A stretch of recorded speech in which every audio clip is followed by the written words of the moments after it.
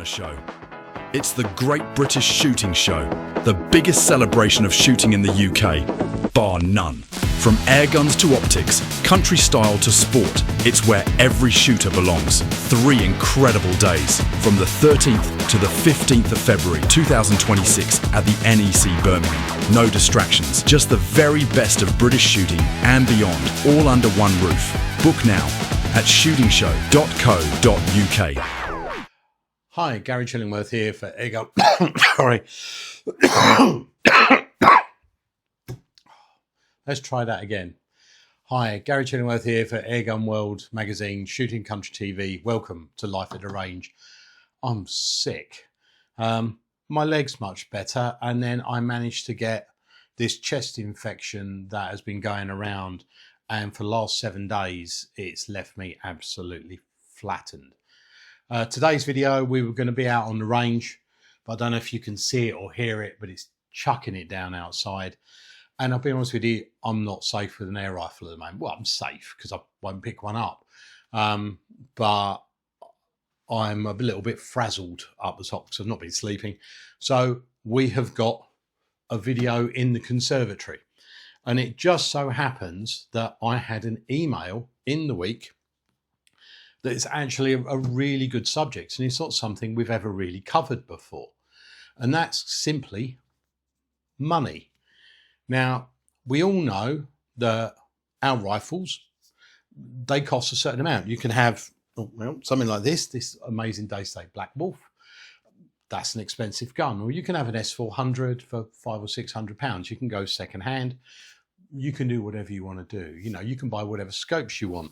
I shoot with people who use £2,500 marches, and they get beaten by people with £200 Optisan CPs. You buy the scope that works for your eyes, and just because it's more expensive doesn't always mean it's better. I know somebody who bought a march and sold it the following day because it just didn't work for their eyes.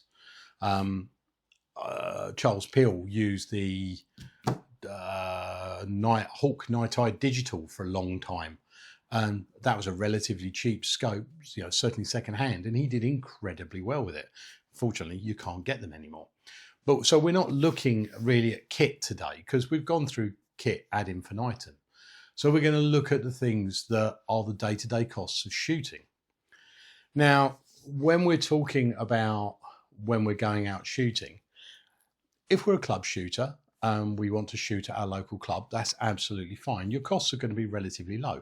Believe it or not, air gunning, when it comes to it as being a shooting sport, is relatively cheap compared to other things. I mean, a tin of pellets is now what, 13 quid, 14 quid for 500 rounds. For 13 quid or 14 quid, if you were shooting centerfire 308, you'd be lucky to get 12 rounds. Shotgunning, I think it's 30p a cartridge now. It depends on how many you buy them in. Also, when you rock up at a shoot, if you're a member of a club, I mean, if you look at Malden, it's a £5, £10 for non-members. And your local club, if you're not a member, it's probably 10 quid.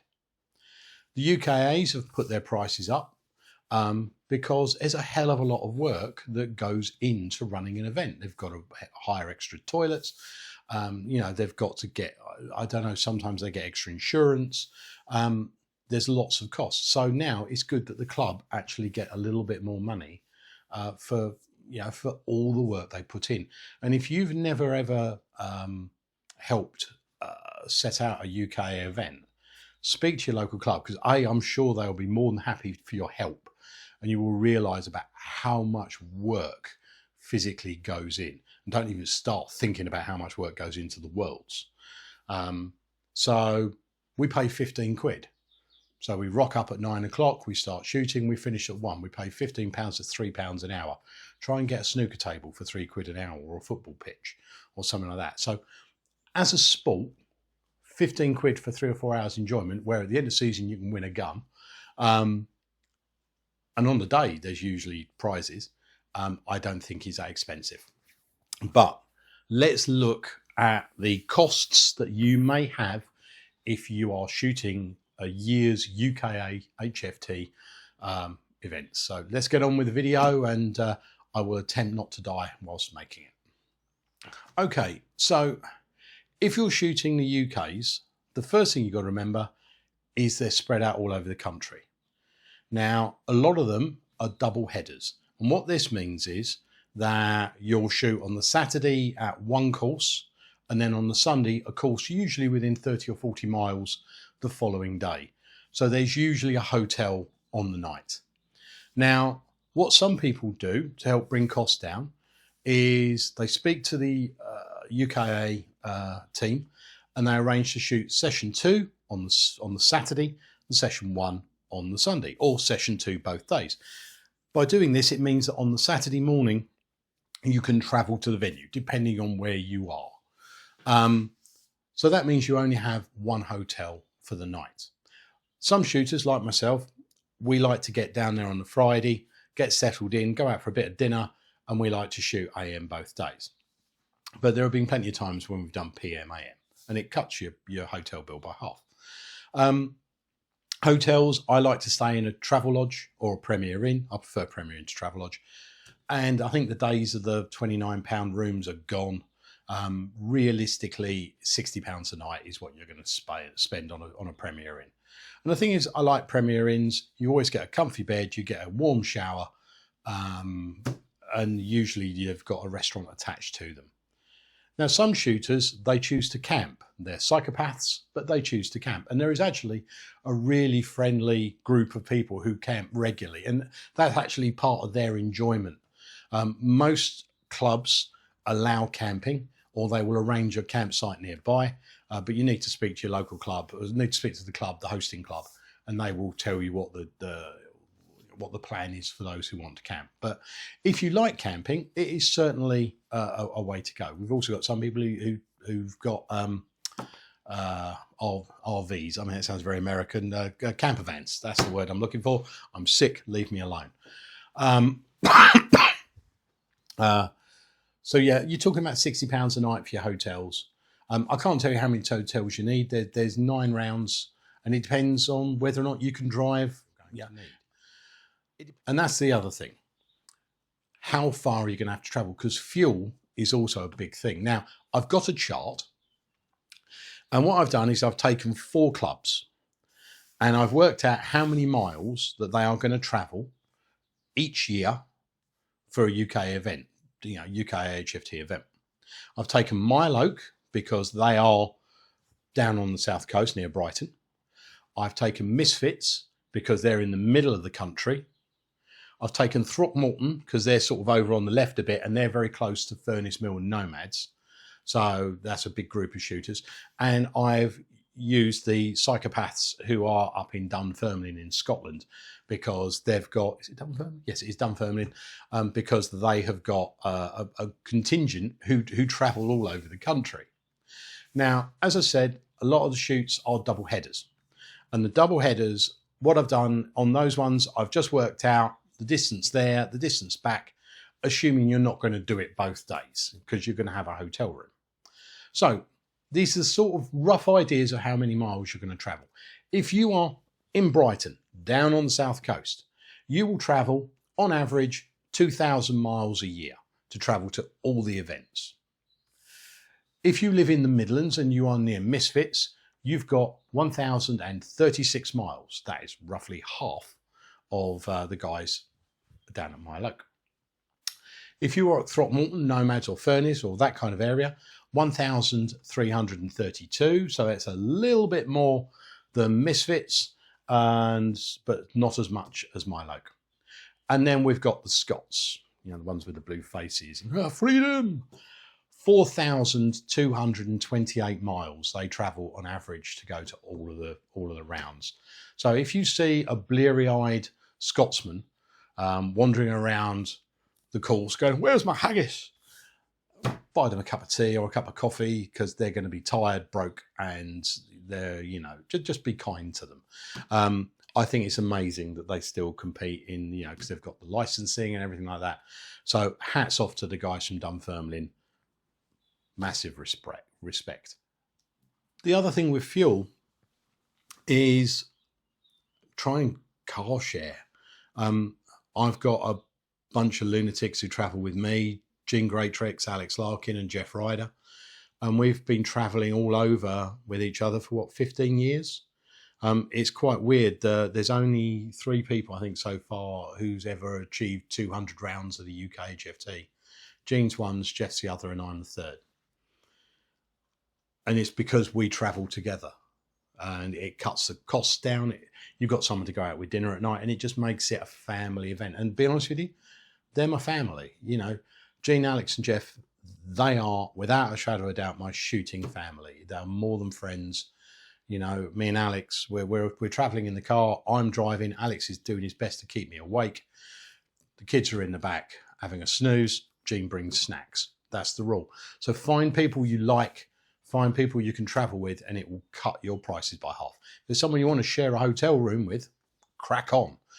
That reduces as well.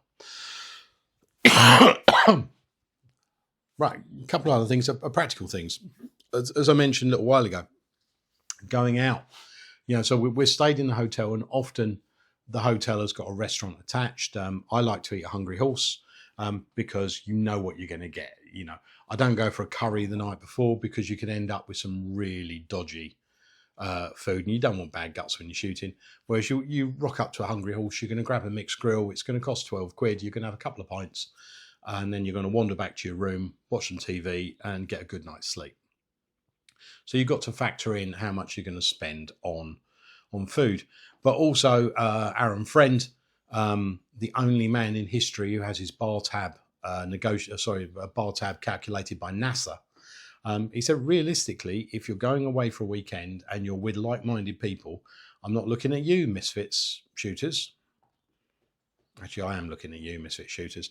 They like to go and party, and they spend a lot of money on booze. They're always sober when they come and shoot the following day, but they like to go out and have a good time. So if that's what you're going to do, you need to factor in for it. Okay, so on top of the food, you obviously have to buy for your evening meal. You need to feed yourself during the shoot. A lot of people will shoot AM session and then they'll go and marshal PM. So you need to get food from the burger van. Burger vans have got a lot more expensive at shoots. We had one last year that was charging £10 for a burger and £3.50 for coffee. And if you're, paying £15 for a basic burger and coffee, and you're getting a couple of those during the day, and you're buying some for your kids and whatever, that can actually be a real big expense. What a lot of shooters do these days is they bring a packed lunch. I like the Tesco granola squares you can get. You get 4 of them for a few quid. I bring Lucozade with me. So you know what kind of things you like to eat. Because the last thing you want to be doing is being hungry when you shoot. So bear in mind cost of burger vans. Bear in mind you need to keep hydrated, and sometimes sometimes a 12 pack of water from Tesco's will be less than a couple of bottles at your from the burger van. Now, one thing I'm very aware of here is if all of a sudden all of us start bringing along food, then the burger vans just won't end up coming to the events. I certainly don't want that to happen. So it's entirely your choice.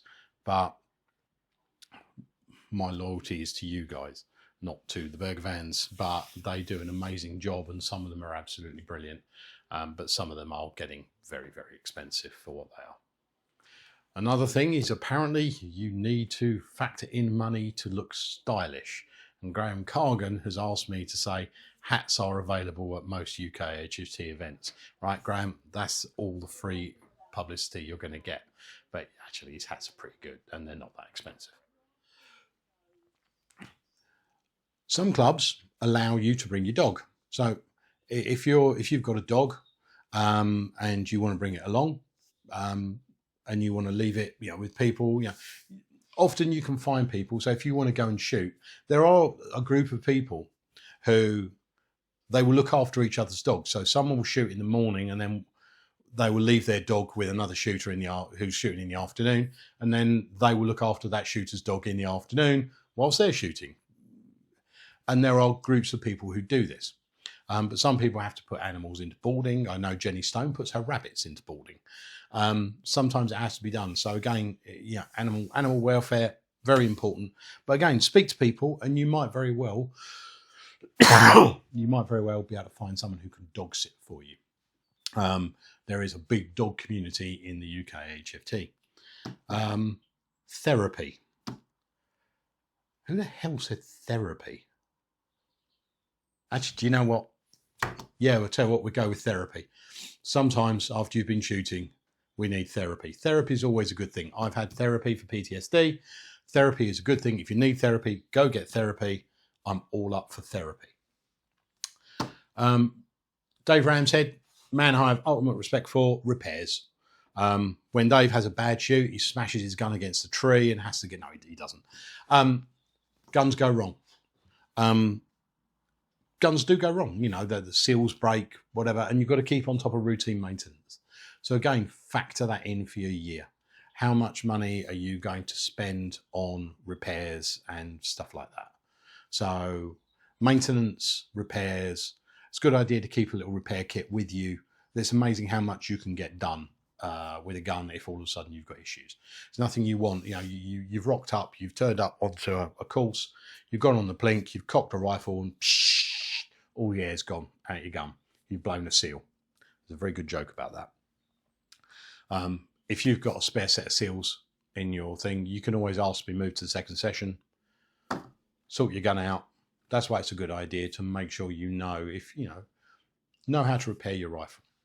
But yeah, keep a spare set of kit with you so that you can do repairs if you need to. And I think the final thing, let me just check my thing. Hotel, food, fuel, tolls, pellets, if that is tolls. It's like toils. And the final one. And this was Teresa Reid who come up with this. And yeah, it's a very good thing. And it's something I hadn't really thought about it because you do it automatically. Keeping your partner happy. Now, there are many shooting families in the UK HFT, people who shoot together and they have a great time. But there are some people who go away for the weekend, shoot, and their husbands or their wives stay at home, look after the kids, look after the dogs, look after the house. And then we rock back, we come back, and they've got a roast dinner waiting for us. And sometimes we've got to factor in keeping the partner happy. Bunch of flowers, some chocolates, whatever they like. With my wife, is a book. I can do whatever I want. I can make her as angry as anything. If I bring her a new book, she scurries off into the corner, jumps onto her chair of slumber and gets reading, and everything is forgiven. So know your partner, know your friends, but appreciate the fact that often without our loved ones, we wouldn't be able to take part in the sport that we love. Well, they're just a few costs and things like that. I do apologise for today. I did want to get out and shoot, but it's just not going to happen. Please show our sponsors some love. Those wonderful people at Crawley, at the Surplus store in Crawley. They're amazing, and use the code GC5 at checkout for a 5% discount. We have got a video coming up very, very soon with this beauty. This is the Daystate Zero Tactical, and it is an absolute beast, and I'm really looking forward to it, and I'm going to shoot it when I am not sick. But yeah, that is hopefully coming in a couple of weeks. Take care of yourselves, take care of each other, and we'll see you on the range again very, very soon. Ta-da.